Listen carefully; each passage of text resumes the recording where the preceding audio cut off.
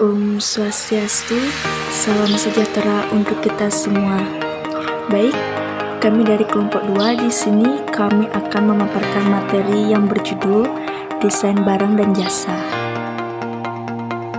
Baik, perkenalkan nama saya Gusti Kadai Anggun Kusnamayanti, NIM 19011001. Perkenalkan, nama saya Putu Tania Wijayanti, NIM 19011128. Perkenalkan, nama saya Nikomang Ayu Lidiawati, NIM 19011030. Baik, untuk mempersingkat waktu, langsung saja kita mulai pembahasan materi. Di sini kami akan menjelaskan 5 rumusan materi tentang desain barang dan jasa. Yang pertama, yaitu konsep barang, jasa, desain barang dan jasa. Yang kedua, peran strategi desain barang dan jasa dalam proses produksi. Yang ketiga, proses desain barang dan jasa. Yang keempat, strategi meningkatkan proses desain barang dan jasa. Dan yang kelima, tantangan atau isu strategis dalam desain barang dan jasa. Langsung saja di sini saya akan menjelaskan rumusan materi yang pertama, yaitu konsep barang, jasa, desain barang dan jasa. Yang pertama yaitu konsep barang. Barang adalah produk yang berwujud fisik sehingga dapat dilihat, diraba, dirasa, disentuh, disimpan, dan diperlakukan fisik lainnya. Para ahli ekonomi menjelaskan barang adalah suatu hal yang diciptakan melalui proses produksi dan akan dijual, sehingga menghasilkan nilai tambah bagi produsen dan memberikan manfaat bagi konsumen. Konsep barang ini bisa berupa benda jadi maupun jasa. Yang kedua yaitu konsep jasa. Seorang ahli menjelaskan bahwa jasa adalah semua aktivitas ekonomi yang hasilnya bukan berbentuk produk fisik atau konstruksi yang umumnya dihasilkan atau dikonsumsi secara bersamaan serta memberikan nilai tambah. Misalnya, kenyamanan, liburan, kesenangan, atau kesehatan konsumen.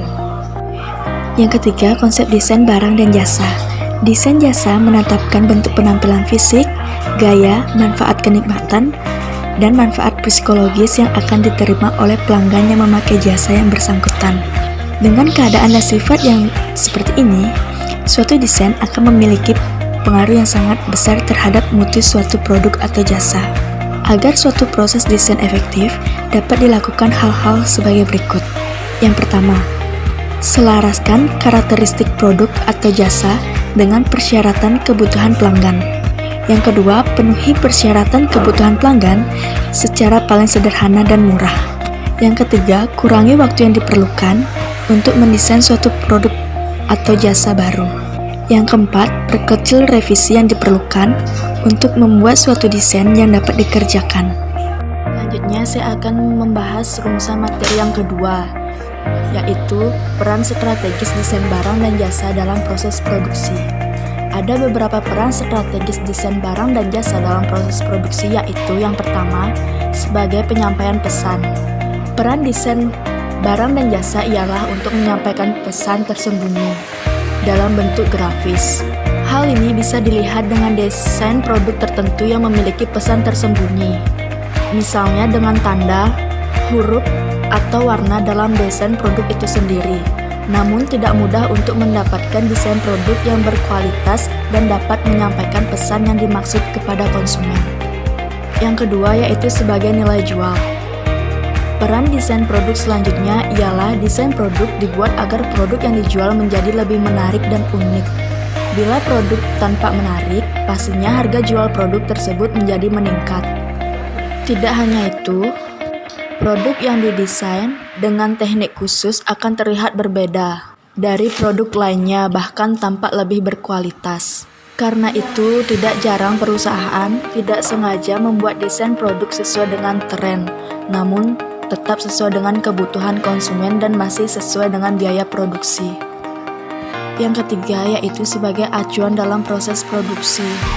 Peran selanjutnya adalah sebagai acuan dalam proses produksi, sehingga dapat menghindari terjadinya kegagalan saat pembuatan produk tersebut.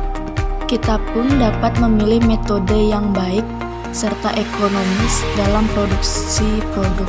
Dengan desain produk, maka kita dapat dengan mudah menentukan standar dan spesifikasi produk yang dibuat dengan lebih detail. Peranan lainnya adalah untuk menghasilkan produk yang berkualitas dan mempunyai tingkat nilai jual yang tinggi, dan membuat produk yang seekonomis mungkin dalam pengeluaran biaya saat produksi dan tanpa mengurangi nilai jual dari produk tersebut. Yang keempat yaitu sebagai penentu harga barang dan jasa. Jika menjalani desain produk, maka kita akan dapat menghitung biaya dan menentukan harga produk yang akan dibuat. Baik, di sini saya akan menjelaskan materi yang ketiga, yaitu proses desain barang dan jasa. Yang pertama yaitu menjelajahi ide. Sebagai seorang product manager, tugas awal kita harus menciptakan sebuah ide untuk kemudian dibuat menjadi sebuah produk.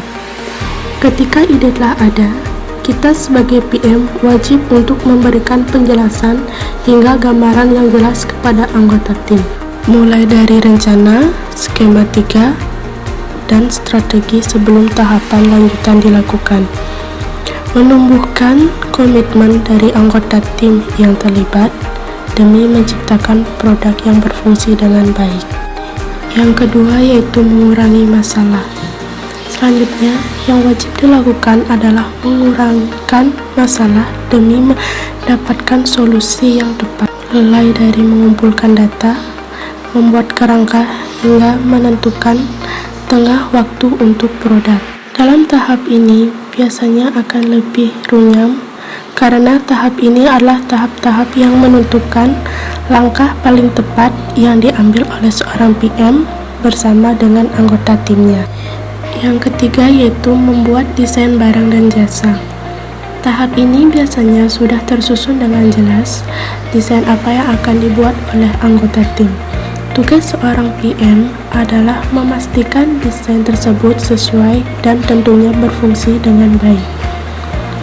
Melakukan pengecekan serta pengawasan secara rutin kepada anggota tim yang terlibat. Tahap ini biasanya masalah atau kendala akan mulai muncul.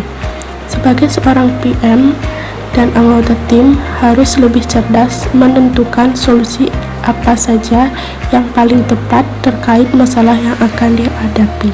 Kemudian yang keempat ada pembuatan.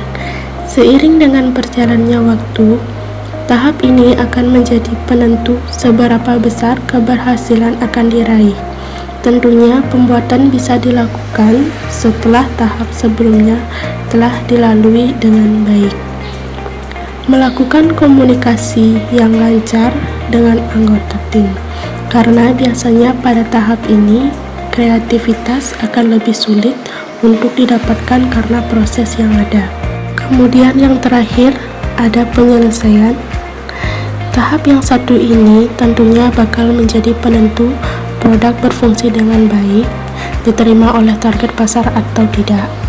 Sebagai PM, wajib untuk memberikan penghargaan serta apresiasi kepada anggota yang terlibat.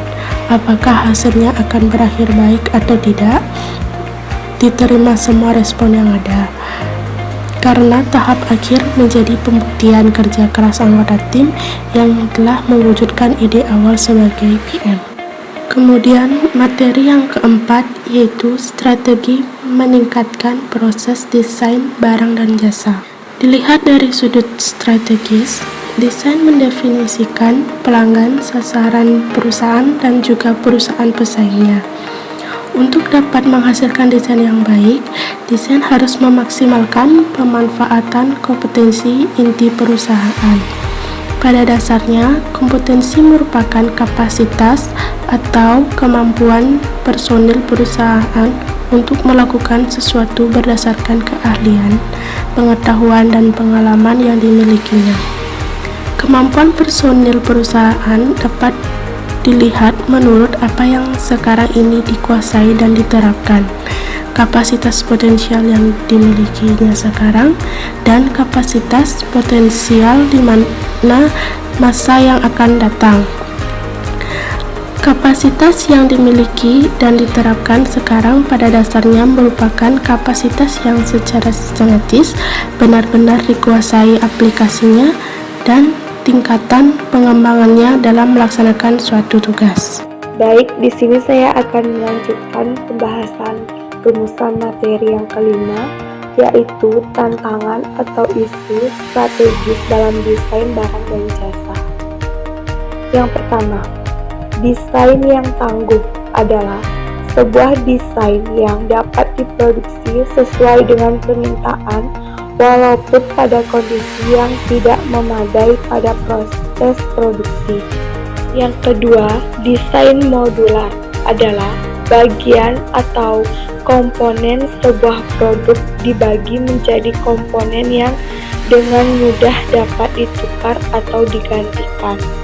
Yang ketiga yaitu computer aided design adalah penggunaan sebuah komputer secara interaktif untuk mengembangkan dan mendokumentasikan sebuah produk.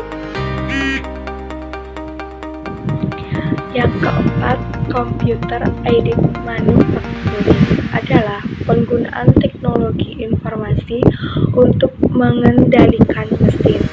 Yang kelima, teknologi virtual realitas adalah bentuk komunikasi secara tampilan di mana gambar menggantikan kenyataan dan biasanya pengguna dapat menanggapi secara interaktif.